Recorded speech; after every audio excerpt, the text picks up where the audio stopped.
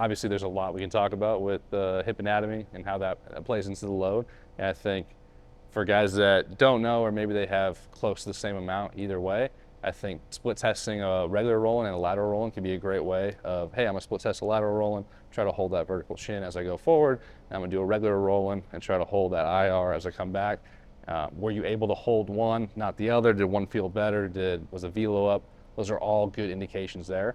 And I think from a back hip loading standpoint, I always like when both legs kind of mirror each other, right? So if I want to hold a vertical shin on the backside and have more of that ER style, I'm okay with that front leg starting to open up early, right? That kind of coil versus clear idea. So vice versa, guys that are more with that IR style, that this back leg going, it's more of that kind of knee to knee approach. And the way I think about it is, if I'm doing vertical shin, this tension that I'm kind of holding back here is going to store the energy in that pelvis.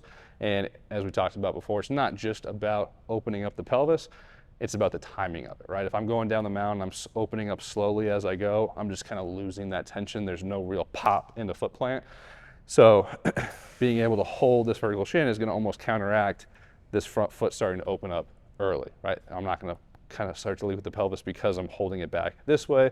Then my adductor stretches, eventually I run out of femur and I rotate in. Vice versa, if I'm going with more of that IR style, this knee's starting to go, this pelvis wants to start to rotate, I can almost hold tension on that front side with that knee to knee approach, either thinking heel first, bottom of the shoe, whatever it might be, to delay that rotation of the pelvis as long as possible, and then unload it late into foot plant. And this gets back to the timing, and also a different question of like, should we be trying to get the pelvis open really early, or we should be trying to keep the pelvis closed as long as possible? And the answer is it depends. Like there's like a relative bandwidth that we'll see. Like you're not going to see somebody completely open, you're not going to see somebody completely closed at landing.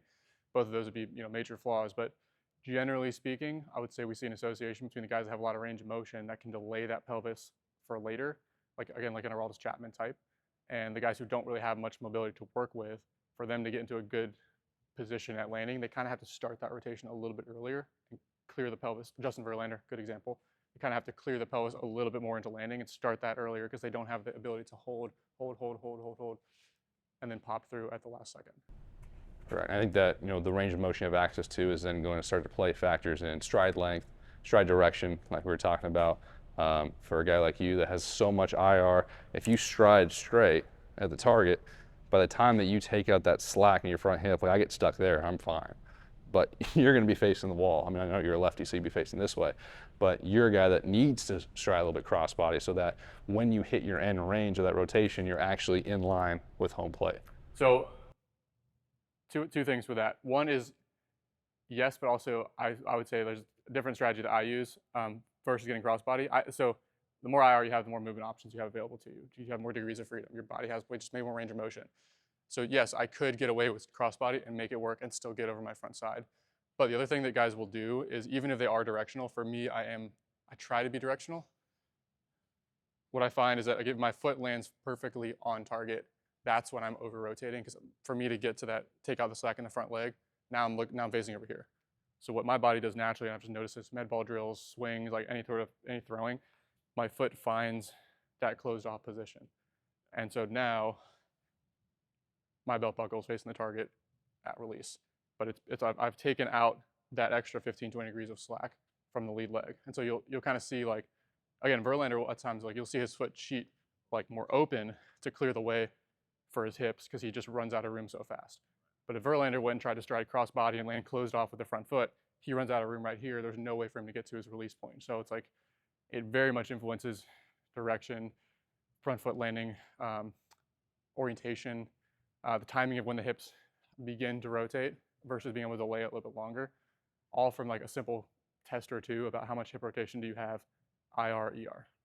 I think it's similar to the back leg in that sense, right? Where it's like, okay, I can either get it from the hip or kind of start to cut into that rotation if I want to sync things up, or I can get it from the foot.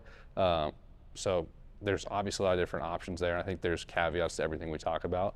I think the other just slight, really quick, because I forgot to mention it, added benefit, if you are kind of more of that clear guy, if you are a fascial driven thrower and you really utilize that anterior fascial sling. If I'm starting to clear this leg and getting this adductor further away from my right oblique, there's just a little bit longer of that stretch through that fascial line, and that might result in a little bit of a faster torso rotation. And torso angular velocity is one of the #1 correlators of fastball velocity. So being able to load everything the right way, finding tension, whether it's through the fascial sling, whether it's through the back leg, combination of two, and then unloading at the right time, that's kind of the bread and butter.